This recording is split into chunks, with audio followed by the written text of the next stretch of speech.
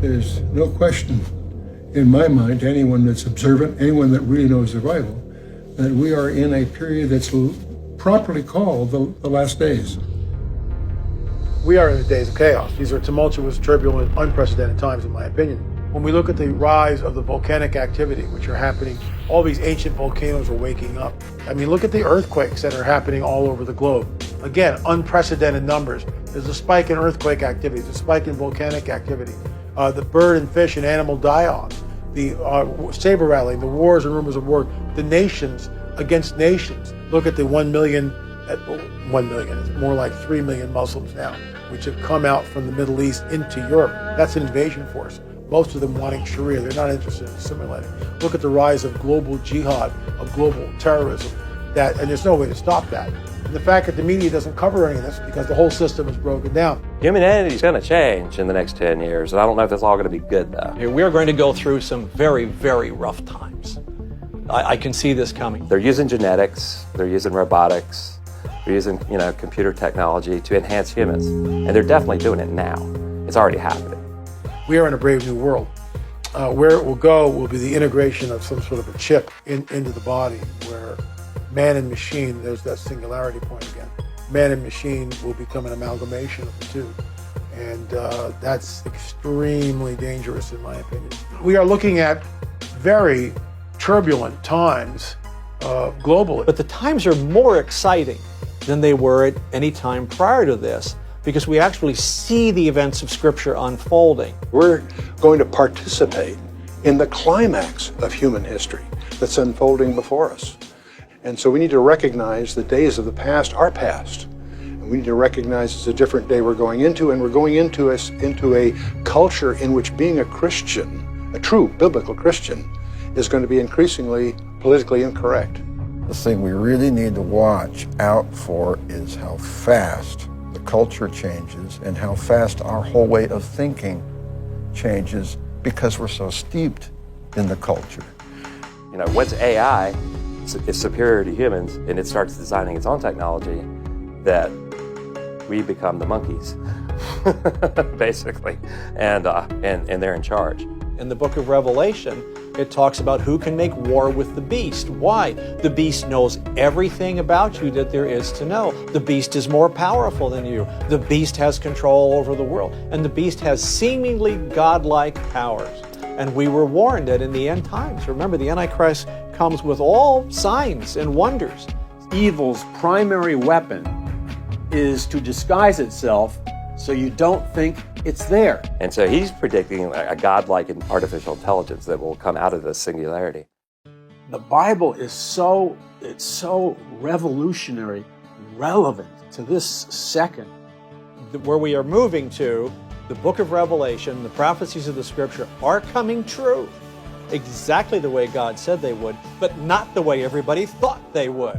The Bible deals with DNA, genetics, interdimensional portals, fallen angels. The Bible explains the existence of super civilizations and occult technology.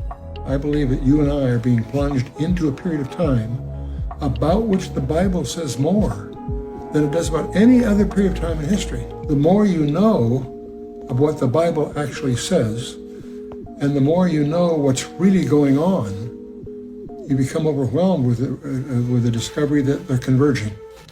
But you have to find out what's really going on. And one of the realities is that we live in an era, in a daytime, in which it's hard to find out what's really going on, because everything you get has been managed, tweaked, twisted. You come to the shocking realization that we are living indeed in what would be classically called the end times.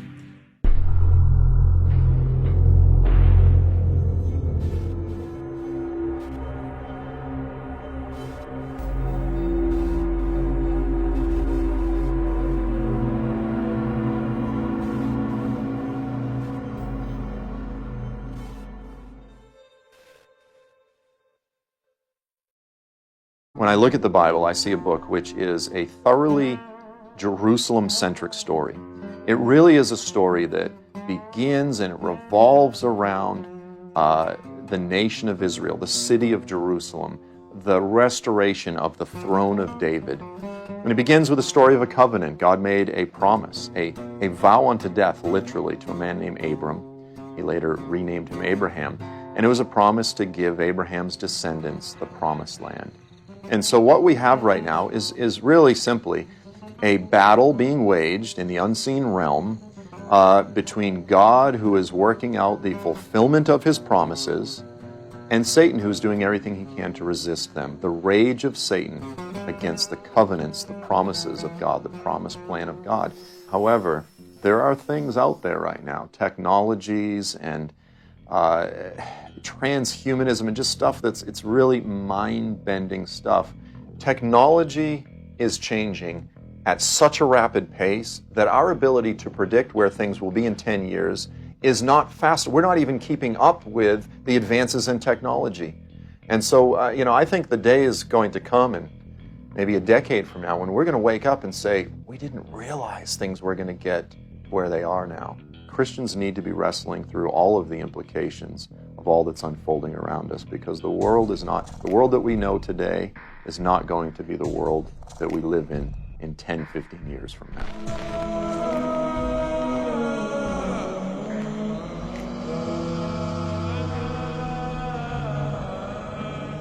Well, there's an exact scenario in the Bible as it relates to the events that would all come together in concert just before the return of Christ. Basically, it all begins and is triggered by the Jewish people returning to their ancient homeland and becoming a nation again. The most remarkable sign of the coming of Christ in our lifetime, and there are many of them, but the most remarkable has got to be Israel. For Israel to come out of the nations of the world has been prophesied for 2,500 years. And in our lifetime, it's actually happened. Now, this is something that was considered impossible for 19 centuries until in the beginning of the 20th century, Jews under the Zionist movement began to return to the land of Israel. They, at greatly inflated prices, began to buy land from the absentee Arab landlords, and at great cost of both life and money, they began to reclaim the land. Everybody felt Israel's over. It was wiped out by the Romans in 70 AD, and they've been dispersed, and there are people without a homeland, and that's just the way it is. That was the general perception, even during World War II. On May 14th of 1948, just as Isaiah said, in 1 hour, Israel was reestablished as a nation. It's remarkable in our times. For example, no nation in history has ever even existed for 500 years when they lost their national homeland, except the Jew. And here, after 2,000 years practically, they've been scattered all over the world, and yet they were able to be redeemed back into the land and brought back as a nation that was dead. And it all happened in our lifetime. This started a whole scenario of political events falling together. Of course, the one and the most obvious one they predicted would be that the Arabs would unite together because of their mutual desire to destroy Israel, and this would be the primary reason they would unite. Well, we certainly see that today, and of course the latest efforts to try to bring peace to that area show how difficult it really is and how deeply entrenched the hatred of the Arabs and the Muslims particularly are against having any presence of Israel in the land of Palestine. But I was pointing out that this is a prophecy that's 2,500 years old.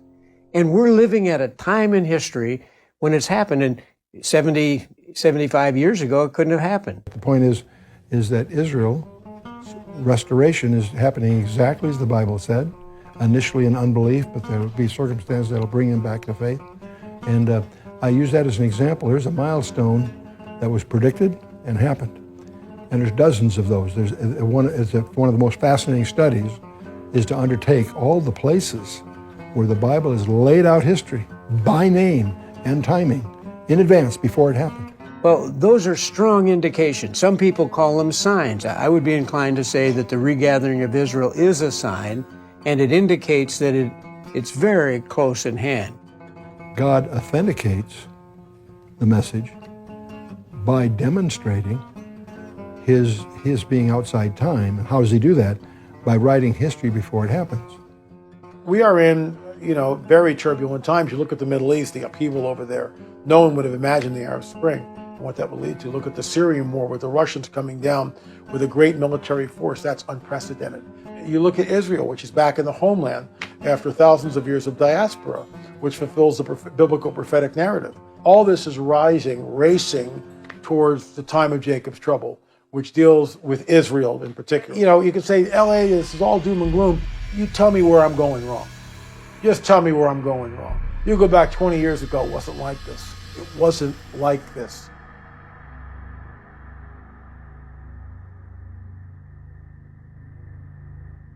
Daniel chapter 12, verse 4 says, "Then in the last days knowledge will be increased." I rest my case. Now, and with the internet and the explosion of computers, knowledge being increased, everyone knows that's come to pass, just as the Bible said in the last days.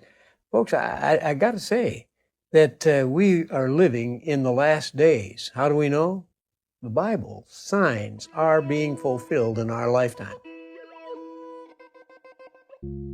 Now, if you can just project yourself a little bit into the future, and you can see with the development of the technology of satellites, fiber optics, computers, digital money, etc., how almost in an instant of time, once it's developed a little bit more, that an elite somewhere in the world could very well bring about a financial coup d'etat almost instantly or within a matter of hours by somehow connecting to all the banks, the trading houses, and so on of the world.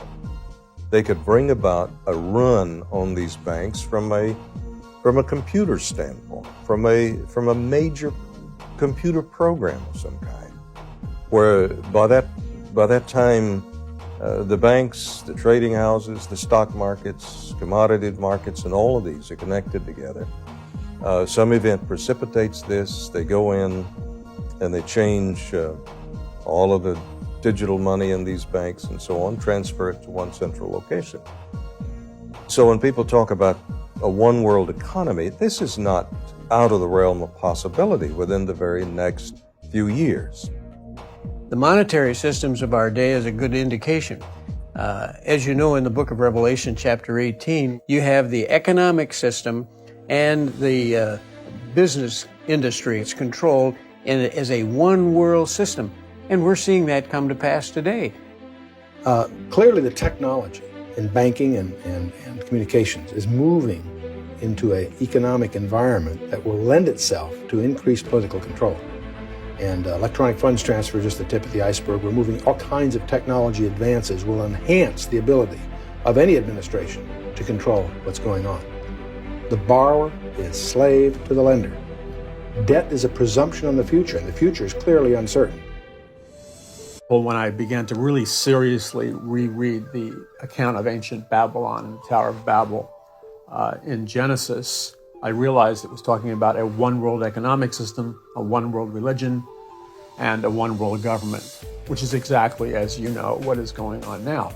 They originated the debt slavery system there of money. So in my opinion, from the research of prophecy, is that money is essentially a debt slavery system devised by Lucifer in what is called the Babylonian system. And all modern banking is based on getting nations in debt and individuals in debt for the purpose of control. The system, how the whole system works. And the system runs on money. Cash is king. Don't let anybody fool you. News is money. Anybody that knows anything about power knows that if you want power, you have to control money. You have to control two very basic things. You have to control, number one, the information. And I think there are ways for them to control the flow of information through satellites, television, fiber optics, computers, and so on. So the control of information. The second is going to be the control of the money. And once we have all converted to a digital economy, then this is going to be brought about simply by some very intelligent people writing some very intelligent and workable computer programs to control the flow of digital money. When this happens, they know where the money goes. Digital money leaves trails. A strong government then will be able to control every person on the face of the earth. You're going to be subjugated. This is a simple visual analogy that I think your viewers will get. You turn over the back of any US dollar bill, you see an occult symbol, which is the Illuminati pyramid. There's the all-seeing eye of Horus or Lucifer in this pyramid. At the base of the pyramid, in the words from Latin, it means New World Order. The bird on the right-hand side of the US dollar is not an eagle, it's a phoenix, which is the legendary bird that dies, resurrects from the ashes. The phoenix is an occult symbol for the New World Order, all right? Sounds great, New World Order, John Lennon, imagine there's no heaven, imagine there's no nations, no more wars to fight for. It's great. But the reality is that's a slave system. And the people that are creating it have announced right to your face that it's a slave system. First, the hierarchical nature, top down, the elite on top of the pyramid, the slaves on the base. So in this new paradise, new world order, the 1% still rule and control everything. So they're telling you right up ahead that you're going to be a slave in their order. They're going to promise you godhood. They're going to give you all this technology, but you are going to be a slave under their Luciferian system. Because when we spend money, they'll know where we spend it. When we receive money, they'll know when we receive it. Every purchase we make is going to be recorded.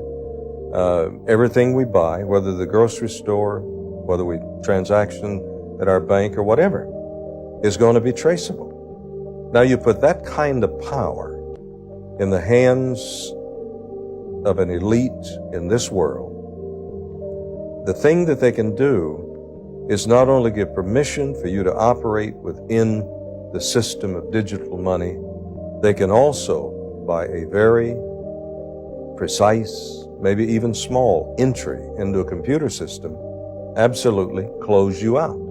Where you go with your card, you go with your number, or whatever it is, to a bank or to a grocery store. Cash is gone, everything is digital. You start to pay for the groceries, your number comes up.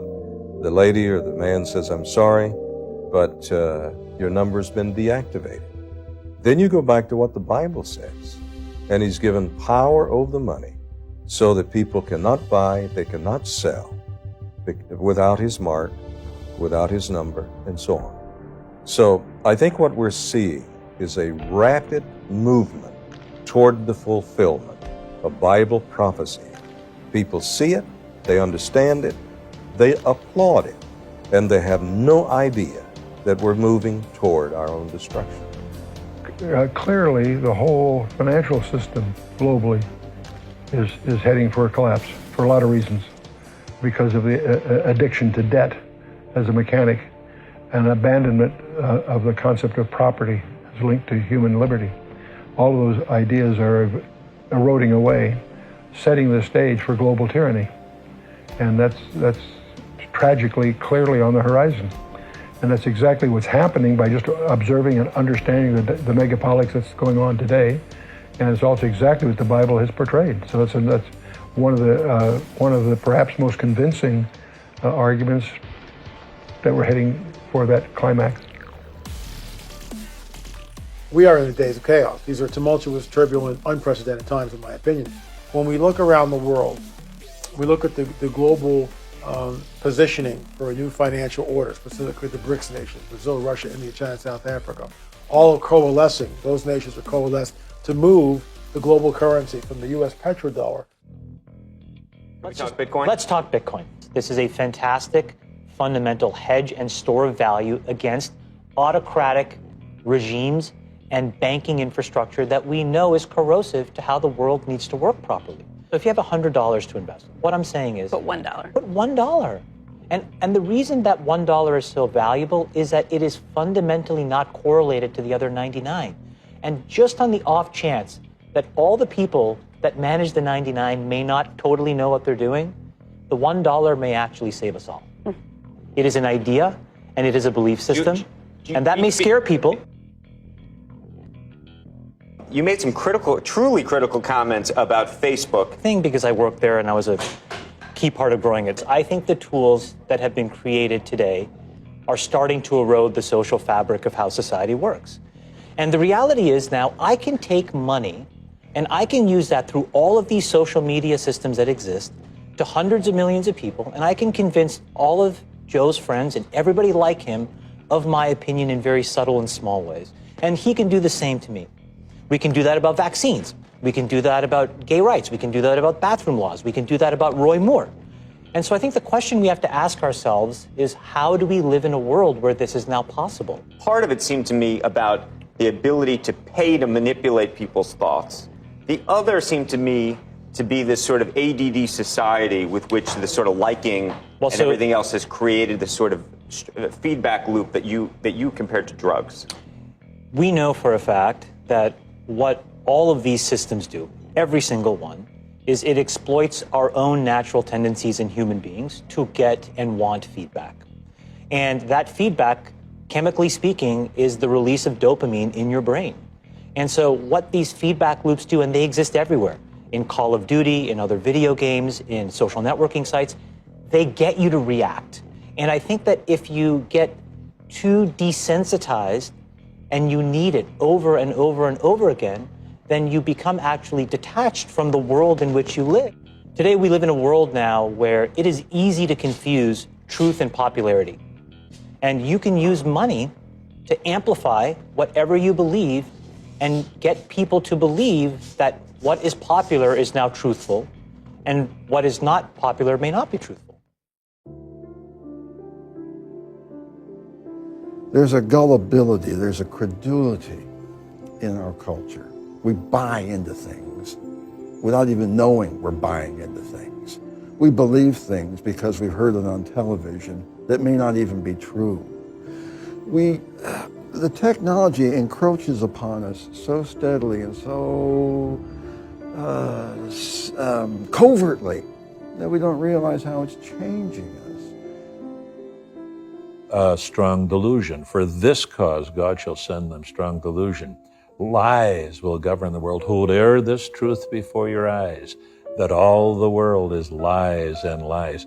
Most of the content of modern television is lies. Most of the content of a modern education is lies, isn't that? We don't consider how much technology changes the way we think about things and the way we think we know things. I believe that the mind of the church, the Christian mind today, has been profoundly hamstrung, if you will, in our ability to think critically, because we have been now for a couple generations, through the public education system and through just the media and just the spirit of the age, we have been brainwashed by moral and cultural relativity. And because of that, we don't have the ability to discern and identify, never mind stand by the absolute moral claims, the absolute doctrinal claims of the Bible. The thing we really need to watch out for is how fast the culture changes and how fast our whole way of thinking changes because we're so steeped in the culture. Now, it used to be, this is amazing to me, it used to take decades for a worldview to change. As an example, let's say back in the 60s, we started having this free love, free sex thing. We just, as a culture, come to accept that. And that took about 40 years. When you think about how quickly we changed our minds about homosexuality and gay marriage, that took about 5 years.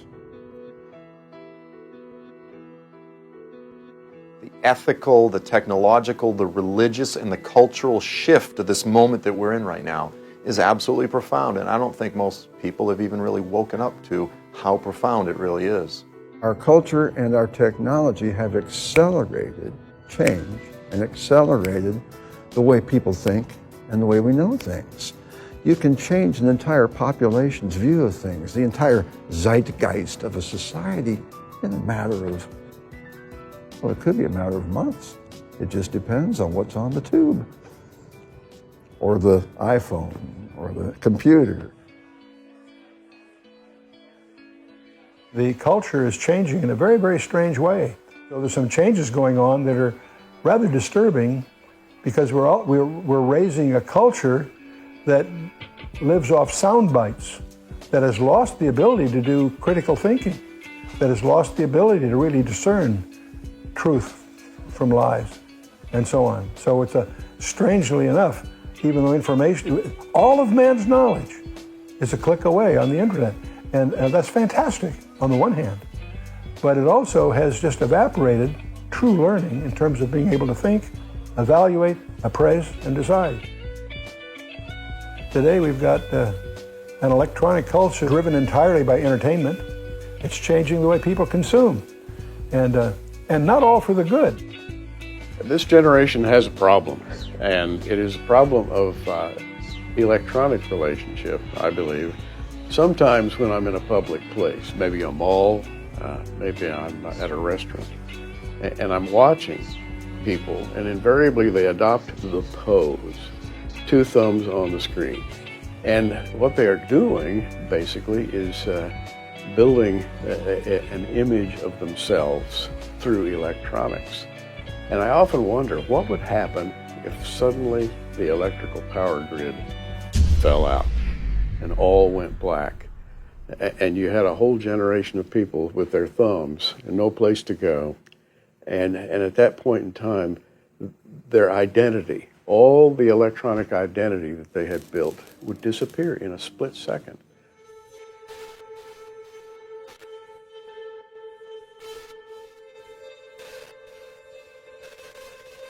The Ministry of Truth will continue to issue frequent bulletins.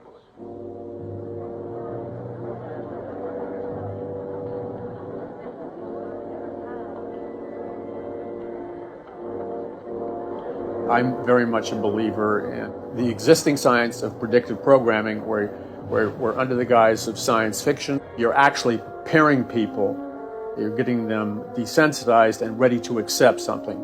So therefore, science fiction films or whatever are a medium for not just entertainment, for acceptance.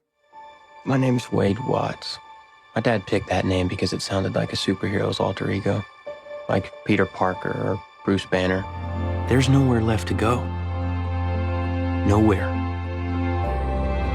Except the Oasis. A whole virtual universe. People come to the Oasis for all the things they can do, but they stay because of all the things they can be. It's the only place that feels like I mean anything.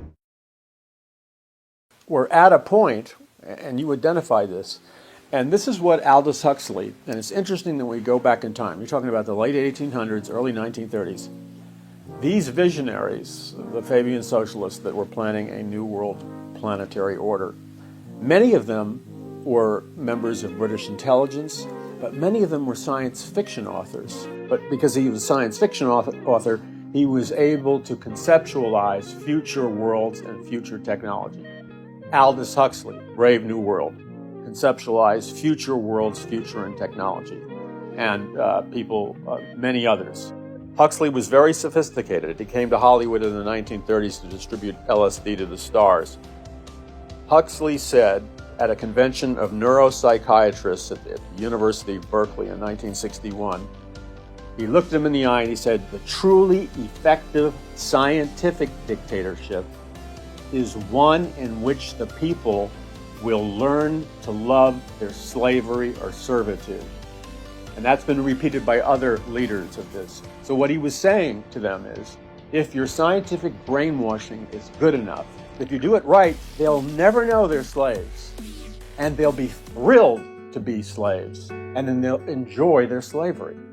In your book about mescaline recently, you talked of a valuable state of heightened perception being induced by drugs, by proper drugs. Do you think imaginative writers will benefit by that? Well, I think the people who would benefit most of all are professors. I think it would be extremely good for almost anybody with fixed ideas and with a great certainty about what's what, to take this thing and to realize that the world he has constructed is by no means the only world, that there are these extraordinary other types of universe which we may inhabit and which we should be very grateful for inhabiting, I think. This drive towards transhumanism, which is very serious, and interestingly enough, as you know, it's being funded by the big social media companies like Kurzweil, is the guru of transhumanism, and his home base, his ashram, is Google. This is not an alien invasion of intelligent machines from Mars. We create tools to extend our reach. We can now access all of human knowledge with a few keystrokes. And we're going to literally merge with this technology, with AI, to make us smarter. It already does. I mean, these devices are brain extenders, and people really think of it that way. Yeah. And that's a new thing. I mean, people didn't think of their smartphones that way just a few years ago. They'll literally go inside our bodies and brains, but I think that's an arbitrary distinction. Even though they're outside our bodies and brains, they're already brain extenders, and they will make us smarter and funnier. Don't think transhumanism is being developed for the good of every person. It's being good for the masters. Like Led Zeppelin, the lyrics in Led Zeppelin said, "We are your overlords." And they were followers of Aleister Crowley, the great Satanist. That wasn't a cute phrase. He meant exactly what he said. We are your overlords, your masters. Well, our major institutions like government, education, and media, those are the most influential agencies, plus the church. But these three are armed against us in this secularizing of our country and the idea that man can do anything that he wants with his body. They can purge the fetus by abortion if they want. They can express themselves sexually any way they want. I have the right to do anything I want, independent of God. And that spirit is leading us ever closer to Sodom and Gomorrah. It begins with sexuality, the LGBT community. And now the LGBT community, people volitionally choosing, okay, I want to be have this sexual identity or that sexual identity, or what people outside of that culture would consider a combination of sexual identities. And you now have like superstar celebrities like Bruce Jenner as a female, and so many others. We are down to the DNA level. We are down to human genes. And we are at the place where it's actually being said on the university campus today that evolution has brought us to the place where mankind, having been made brilliant by an evolutionary process, is able to control his own evolution and therefore bring to pass whatever form of humanity that he elects shall be the case in the days to come. It's really a most arrogant claim imaginable, but there it is. Man is now saying, I am autonomous. I am master of my own destiny. They're being, in a sense, their own gods. People have never had these kinds of choices before, and it's changing our world. Now, we simply continue on this continuum, which is accelerating. As you know, and many people know, people are undergoing special technological enhancements with their biology. You're going to see an entirely different menu of sexual identities, so on and so forth. You keep moving the target forward, and you really, what you're going to end up with very soon is creating a race of God men. I mean, you're not the real God, but you're a God man or woman, because you now have the power to reinvent yourself, and not just some cute psychological term. You can become just about anything, biologically, psychologically, and this has never happened in the human race ever before in the history of mankind. They've already found a way to make soldiers have night vision by changing their genetics. Okay, so you don't think the military is going to do that? Of course they are. And if the United States doesn't do it first, China or Russia will. So we're already developing humans that are more than human now. Yeah, and a lot of this is done with very good intentions as assistive technology for the handicapped. You know, let's let the blind see by giving them a bionic eye. You know, that seems like a really good thing. that then when you get people going, well, I want to be a super spy, so I would pull my real eyes out and give me bionic ones. I'm a little disturbed by the idea that we're going to put them in soldiers' eyes so they can shoot better, kill better, you know, because that really runs the risk of what I call hyper-depravity. And that's the problem with this. It's the problem with Marxism, it's the problem with transhumanism, it's the problem with all secular ideologies who put man at the center and don't have God in the picture. It's because they deny that man is sinful. They deny that man's nature is not basically good. And people don't like that. I don't like that, you know, but it's true.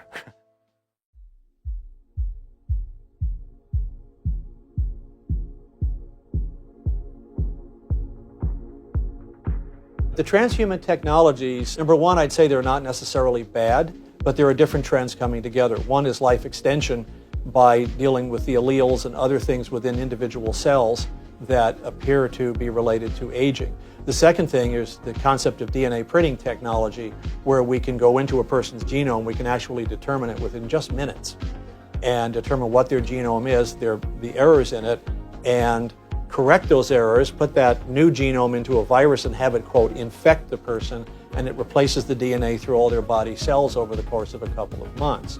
The third is using integrated technology to integrate computers with the human directly, and so that humans could directly talk to computers almost in their mind with computer chip implants. DARPA is doing this right now, from what I understand, with people who have had brain damage during the war.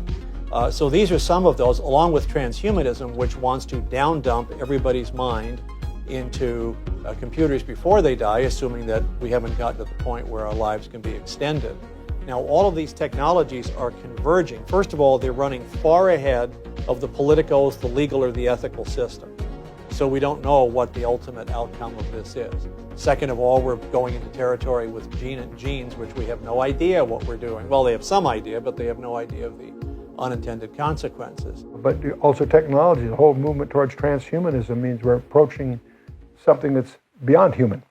That's the goal. And that sounds bizarre only to the uninformed. People who've been tracking these four technologies are familiar with this tide of interest in the direction of transhumanism, a place where the Creator himself has drawn a line in the sand, according to Genesis 11. Their civilization was far advanced and had brought forth a race of supermen whose mental and physical powers were developed to the absolute peak of human perfection. But we could literally now come to the point where we create the Übermensch, as Nietzsche would call it and as Hitler would call it. Remember that Jews were Untermenschen, and they were always looking for the Übermensch. We call it the Superman, but whenever you say Superman, you think of a guy in red and blue tights with a cape, you know. But this means just a superior man, where we could literally take a young man, re-engineer their genes, integrate them into cyborg technology. It's funny that we are already talking about that, combined with combination into computers, and they could actually be working off of a collective database. These could become super soldiers of the future. So the problem that we have, looking at it as a Christian, is that, well, you can do all of these things. These are scientifically possible, but our sin nature hasn't changed. And every time we develop a technology, we can put it to some really good uses, but I'll bet there's a bunch of bad things we could think of to do with them as well. And that's not going to change. It'll just become bigger and more violent. So, yeah, if you want to call that evolution, humanity is going to change in the next 10 years. And I don't know if it's all going to be good, though. Congratulations, Lois. That was a great scoop. Yes, Chief. Thanks to Superman.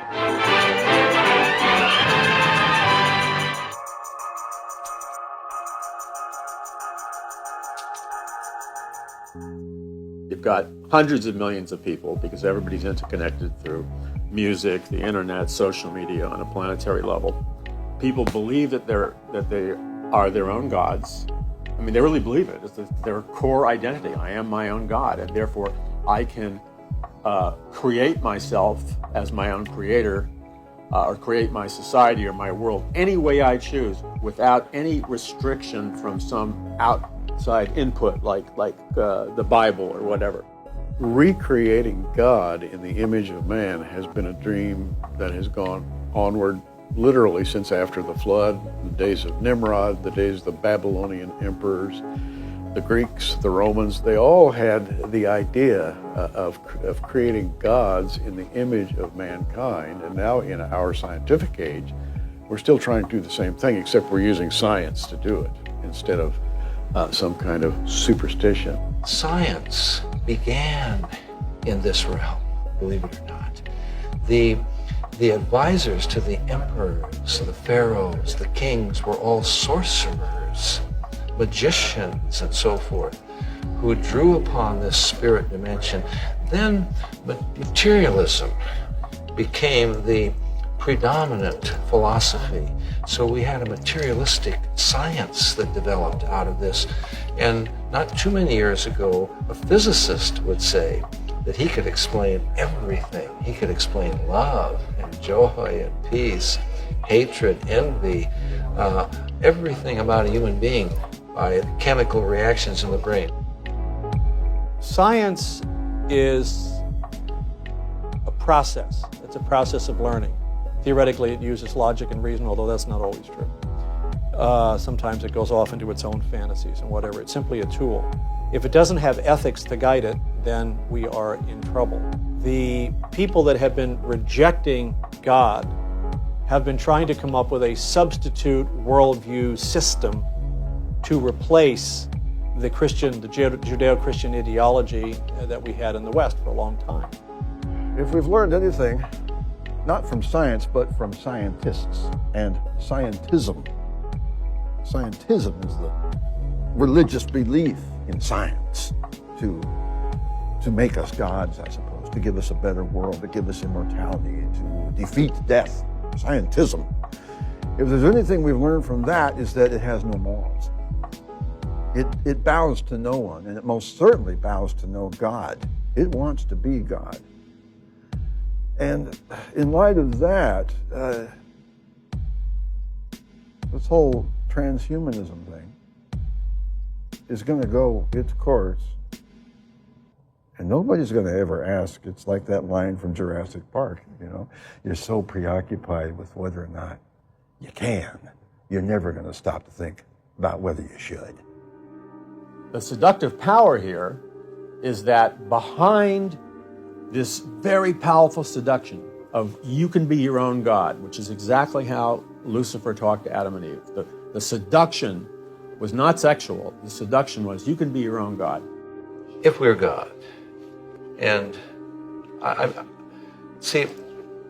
begin with a purely secular approach, investigating this from a scientific standpoint, interviewing people. It leads me, believe it or not, it leads me to the Bible. And it leads me to that being, and you know, people don't believe this. They think the Garden of Eden is a fairy tale. Believe it if you want, but I can tell you that this ultimately leads back to a being who said, I will be like the Most High. I will be God. And was thrown out of heaven because of that, became the devil, Satan, who came to this earth, this is what the Bible says, who deceived Eve with the same idea.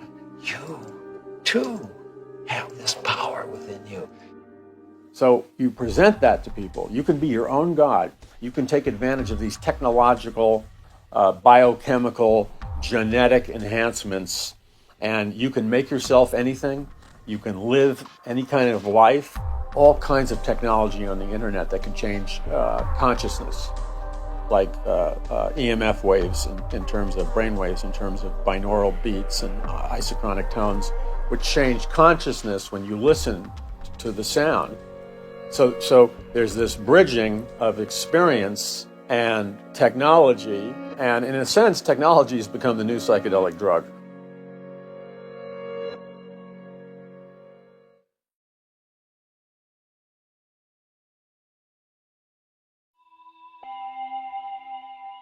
My background before I became a Christian was drug abuse, and I particularly enjoyed hallucinogenic drugs and mind-altering drugs and so forth. And I'm also a very analytical person, so I would sort of analyze the experiences as I was having them.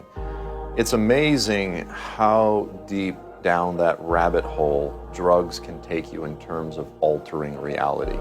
And once your mind becomes altered to a point, you sort of lose all tethering to reality.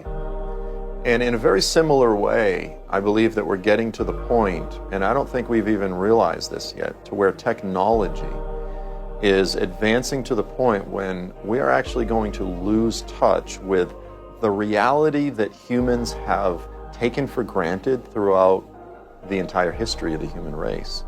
It's actually getting to the point where machines interacting with the human body and even the psychosomatic, spiritual, physical, subtle, sometimes it's very difficult to discern where one leads into the other.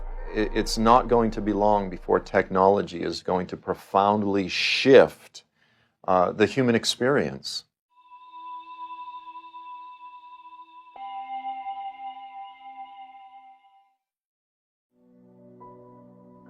Let me quote Sir John Eccles, Nobel Prize winner for his research on the brain.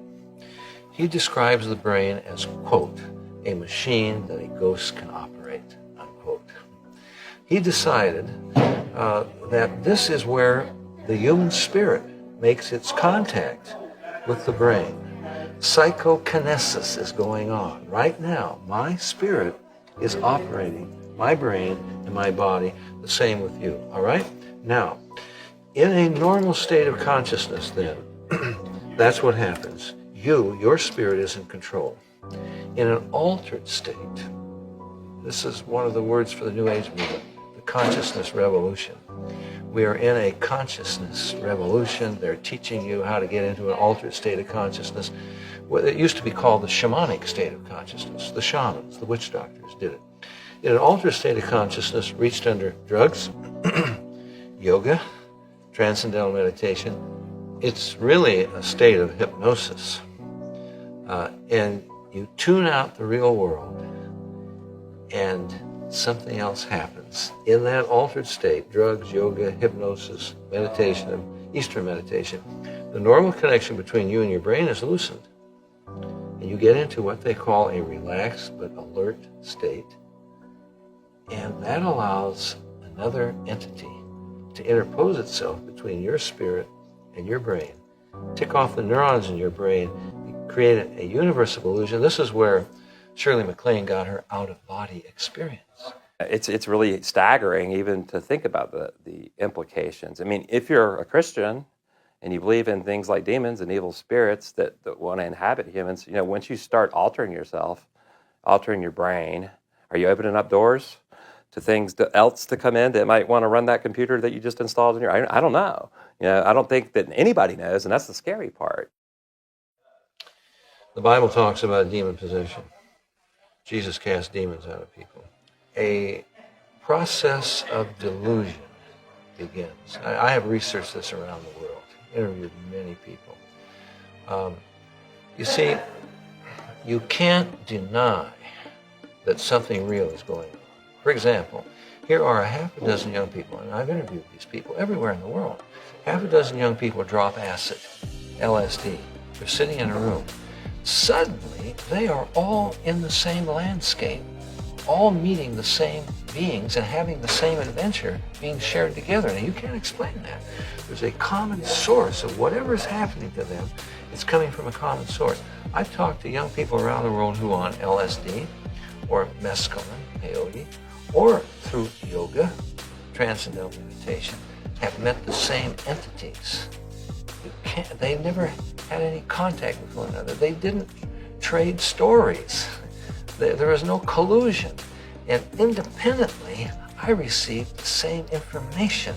That's why Timothy Leary, when he wrote The Psychedelic Adventure, he used the Bardo Thodol, the Tibetan Book of the Dead, as a guide to the psychedelic adventure, because he realized that Tibetan Book of the Dead was written by Buddhist monks who allegedly remained conscious during the reincarnation process.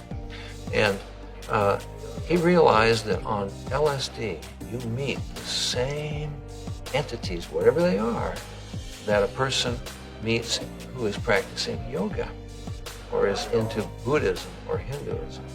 One famous science fiction author, Arthur Clarke, wrote a novel called Childhood's End, in which the discovery was made at long last that God didn't really exist, that he was a construct. And certainly there was a superior being, but it was not a God. And when the childhood of humanity comes to its end, humanity will realize that there certainly are superior beings, but they're not gods. They are just like us. And now we've arrived at the next stage of development. We'll be able to have relationships with them.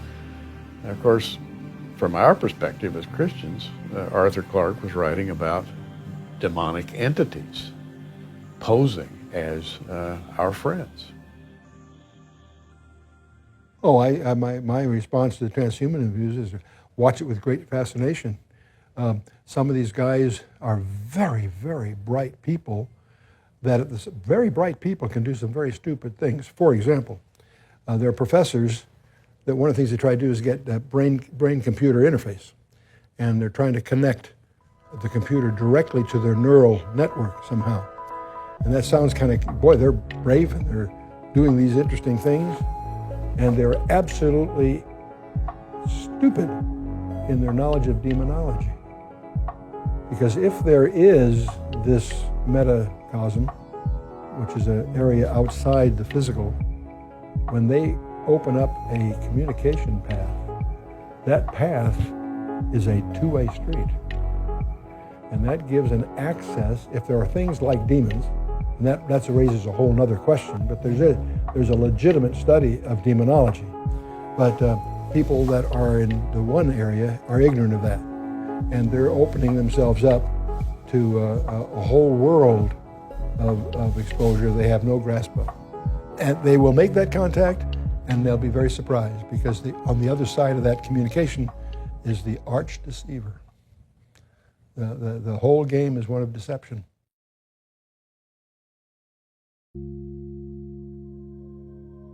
Do I see man evolving up in an upward spiral towards something better? I don't, and the Bible doesn't, but secular science does see that, and they are trying to improve the species through medicine, genetic modification, through various electronic applications, perhaps, and they're talking now at DARPA about brain implants, where one could have a microchip embedded in one's brain to improve thinking and perception and so forth. So secular man is looking at accelerating an upward evolution, an upward mobility of humanity. The Bible, on the other hand, says just the opposite, that man is not evolving, he is devolving.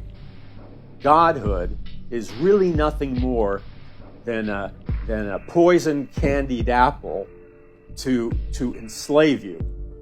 Now, what's imperative for people to know is that all this heavy-duty stuff has been here on planet Earth before. The original sin was Adam and Eve listened to Lucifer in the form of an reptilian serpent, and he promised them that they would be as gods if they ate from the tree in the middle of the garden. So they ate from the tree in the middle of the garden, and of course he lied to them. They did not become as gods. There's a transition process, and it's so subtle. Satan is an angel of light. And in the transition process, you're on the way to becoming God, but you discover you're now a slave. And this is my concern for a number of generations. The system that will be put in place will enslave every person on this planet. You got to understand that. It will enslave every single person that's alive on this planet, which is just like the days of Noah. I believe that the human race was enslaved in a different way, but they're going to be enslaved now. But nonetheless, the end game is the same. It's to enslave the human race. That's what it's all about. It's to rob, kill, and destroy as many human beings as he possibly can. That's his end game. It's always been his end game. He is the God of this world. Just look at the wars and the rumors of wars. Look at the murder rate in Chicago. Look at the killings all over the planet. The rapes. It's all his handiwork. every bit of it. Look at ISIS, which is his army, which is absolutely, utterly satanic in my opinion. Utterly satanic. This place is under the god of this world, which is Satan. There's no doubt about it.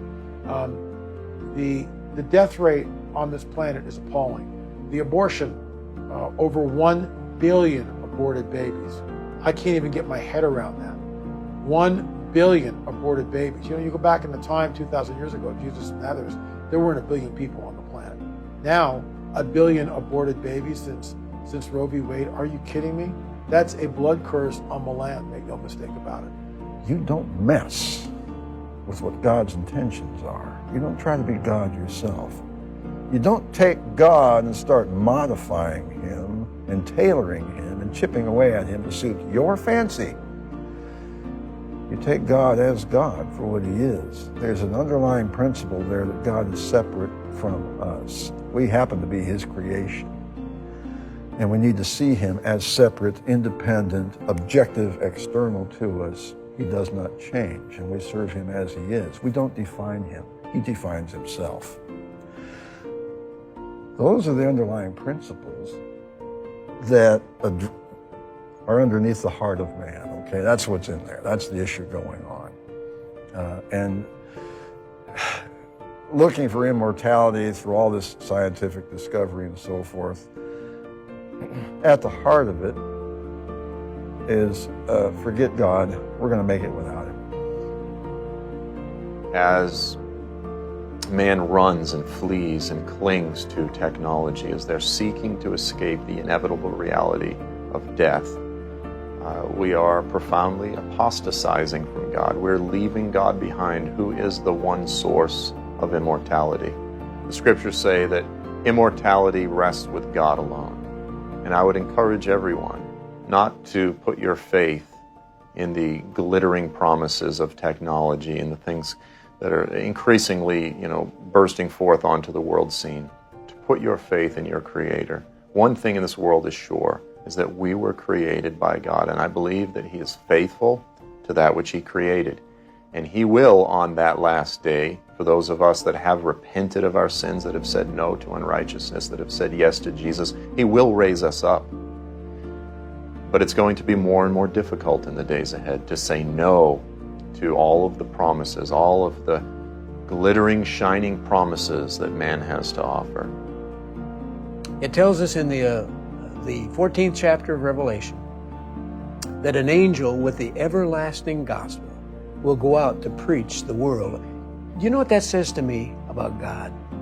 It says that our God is so interested in any individual coming to faith that he will send a special courier, a supernatural courier, out to make sure that every human being on the face of the earth that is open-hearted to him will have an opportunity to hear the message. And it's called the everlasting gospel. And I want to tell you, the everlasting gospel is already available. It isn't going to change. There's only one gospel. And that's the everlasting gospel that Jesus Christ so loved the world that he came into this world to take on the sins of all mankind, die on that cruel cross, shed his divine blood that we might have everlasting life.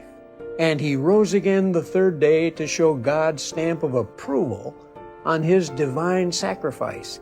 Now all we have to do is call upon the name of the Lord.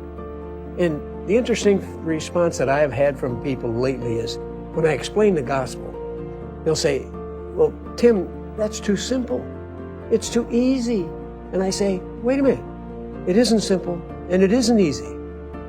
Jesus made it easy. It wasn't easy for him to leave the glories of heaven and come down here and suffer that abuse and die on that cross. That was not an easy proposition. And it wasn't easy to be separated from God. And the hardest part for him was to actually become our sin. He had to drink the cup of our sin. And he who knew no sin became sin for us. And then he could die for the sins of the whole world. And so now it's offered by God as a gift. The easy part is to receive. It all depends on the individual. And so I would ask you, have you responded to that invitation? Have you said, yes, I believe you died on that cross for my sins. Lord Jesus, come into my life. That's the greatest decision you can ever make. And your eternal destiny is determined by whether you say yes or no. Say yes to Jesus today. Everybody knows the storm is coming fast. The day will soon be here, when those who are caught unprepared will be the first to fall. That much is clear.